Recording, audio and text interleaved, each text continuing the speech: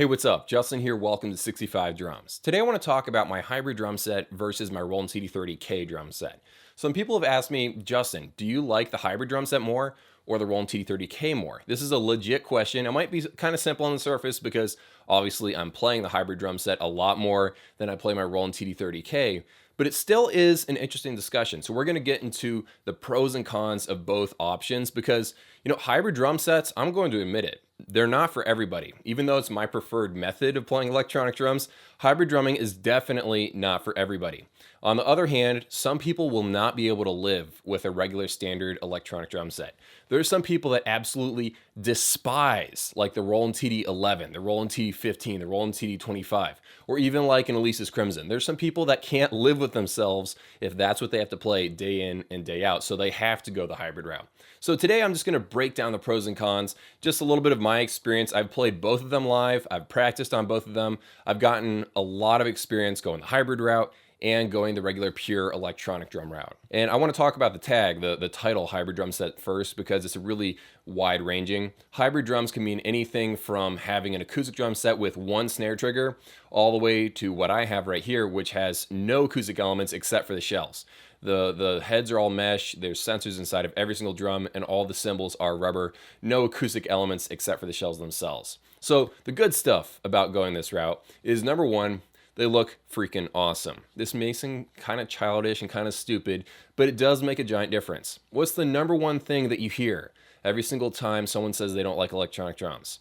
In the back of their head, or they eventually say it out loud, they don't like the way they look. They think they look kind of stupid. They don't have power and stage presence. And there's no real way to argue against that. I personally like the way, a TD30K looks. I think it looks cool. I really like the whole, whatever. It doesn't matter what I think. Most people think that electronic drums look kind of stupid. The cool thing about hybrid drums is the fact that you're getting the looks and the stage presence of a regular acoustic drum set. You can buy them with different shell wraps and do whatever the heck you want. Even get metal electronic cymbals to really complete the look. There's some sweet looking drum sets out there. But you're also getting the same benefits that an electronic drum set will give you. It's relatively quiet compared to an acoustic drum set. You're getting way more recording options. Every sound in the universe is suddenly at your disposal, and that's why hybrid drums are so cool, because they look amazing and they have all the benefits of an electronic drum set. And from a distance, literally no one knows that you're playing an electronic drum set. It's awesome. Now, of course, when I describe them like that, it seems like they have no downsides. Like, this is the perfection of electronic drums. Every drummer on earth should have a hybrid drum set, at least as a practice set, just so you can practice quietly. It seems like the perfect route to go. But there are some big downsides if you go the hybrid route. So, number one downside, they happen to be a little bit louder than a regular electronic drum set. Some people don't realize this when they go to the hybrid route. Number one, you got to buy rubber rims for everything. A little more expensive than you might think. It can run like 20 bucks for each rubber rim. That kind of stacks up. So you got to buy rubber rims. And also, just because the shell sizes are larger, that makes them louder. Imagine this, you're hitting a 6-inch rubber pad, and imagine this, you're hitting a 16-inch floor tom. Which one do you think is going to be louder? Moving on to downside number two, it always ends up costing a lot more than you initially thought it would. Like, you can spend all this time on a spreadsheet listing out every little thing you need to buy, and then you buy it, and then you install it, and then you realize, man, I really went too cheap on that snare drum trigger. I need to upgrade that. So you upgrade that. And then you realize you need to upgrade your kick drum trigger. So you upgrade that. And then you realize that your mesh heads, you cheaped out and went with some really wimpy, terrible mesh heads, so you have to upgrade all those. And then you realize you need a larger ride cymbal. Like, you keep upgrading all these little things, and it's just the price creeps up and up and up. It kind of reminds me of like building a gaming PC. Everyone has that one nerd friend that loves building their gaming PC, and they'll swear up and down that you can build a better gaming PC than a video game console for like less money. And that's what they always say. And guess what? They always have $1,000 or $2,000 tied up into this thing. So you can build it for hardly any money, but you never end up, doing that. You always end up upgrading way too many things. Back when I played my Roland TD30K all the time, I never really felt the need to upgrade my ride cymbal and my kick drum and stuff. I was just happy with the drum set as it was. But now with this hybrid drum set, for some reason, I don't know what the reason is, I always feel the need to upgrade this and upgrade that and upgrade that and then upgrade that. I realize it's all in my head and I don't have to upgrade any of this.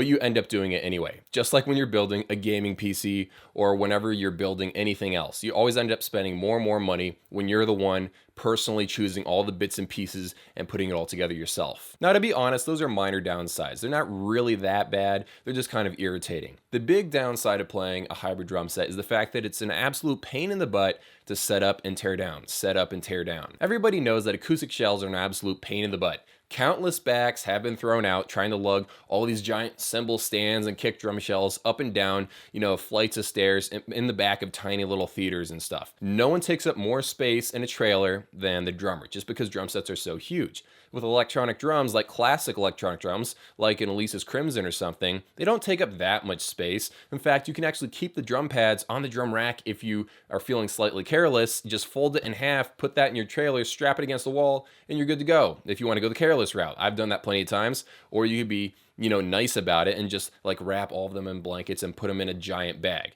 Still, it's a lot easier. They take up a lot less space than an acoustic drum set. The real annoyance is that now you have to plug in every darn wire every single time you play this thing. With a drum rack like my Roland TD30K, where all the cables are fed through the drum rack itself, and all you gotta do is plug them into the pads and then plug them into the module, it's not terrible. It's kind of annoying, but not bad. With a hybrid drum set like mine, where I have individual stands for everything, I've got all these cables lying all over the place, and I have to go individually run these all over the drum set, trying to go all the way to the crash cymbal, all the way to the floor tom. It's an absolute mess. And no matter how hard you try, it just doesn't look as clean as a regular electronic drum set. So the cabling is annoying. The fact that you have these giant shells is annoying. And in the end, it's still worth it just because hybrid drums are so much more fun to play.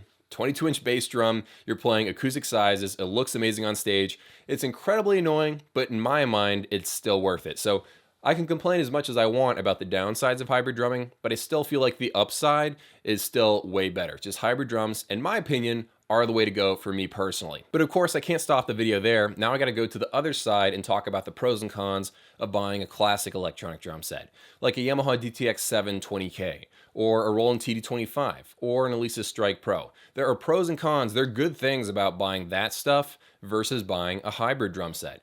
As much as we'll swear up and down that hybrid drum sets are the absolute pinnacle of electronic drumming, there are big downsides of going that route. So let's talk about the pros first. On the one hand, buying a Roland TD30K, even though it wasn't as big and the kick drum's not as solid as a 22-inch bass drum, I will have to say it made my life a whole lot simpler when I was first starting out with a Roland TD30K.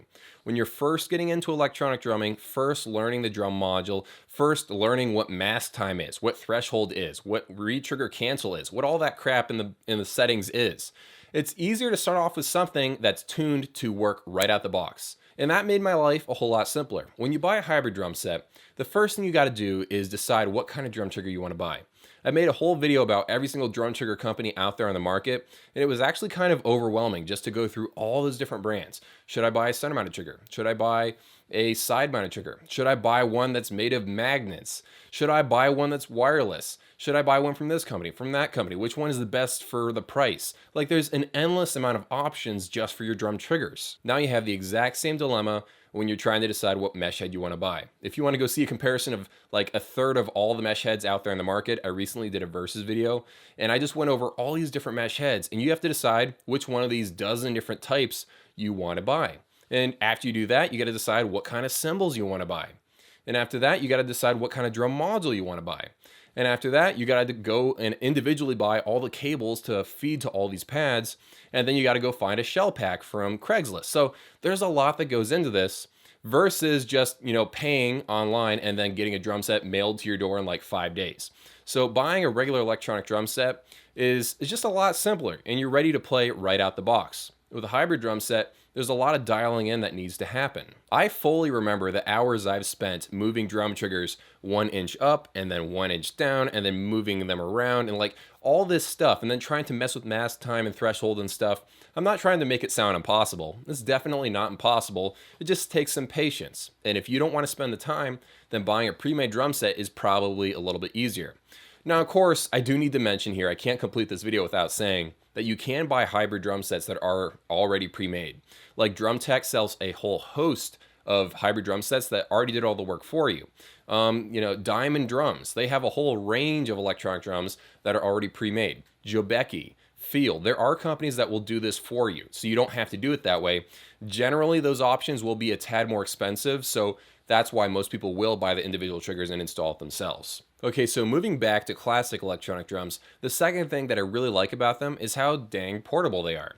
This right here could have been a 16-inch floor tom, but no, it's this little rubber pad right here. It's so light, you can fit a bunch of these in your backpack if you want to. Some people actually just throw all their electronic drum pieces into suitcases that they bought off of eBay. Like, you can fit so many electronic drum pads in such a small space, makes them very easy to transport around. And like I said, you can even just fold the drum rack in half like this, and then just put that in your trailer, make sure that there's enough padding around so that it doesn't get damaged, and you're good to go. With an acoustic drum set, there's so many things that go into moving it from one place to the other. And then for setting up an electronic drum set again, all you got to do is unfold it, plug everything in, and you're good to go again. So electronic drums, they're incredibly portable. They're incredibly easy to set up because there's not really much to set up. And everything's been decided for you. You've already got the cymbals, and they're already 100% going to work with the drum module, and you know that's 100% compatible with the drum pads. The mesh heads have already been chosen for you, and it's all lightweight and very portable. So those are reasons why some people decide to go with classic electronic drum sets. And also, they're going to be a hair quieter than a hybrid drum set. So what I'm trying to get across in this video is that there's no black or white answer here. And also, there's shades of gray between hybrid drum sets and pure electronic drum sets.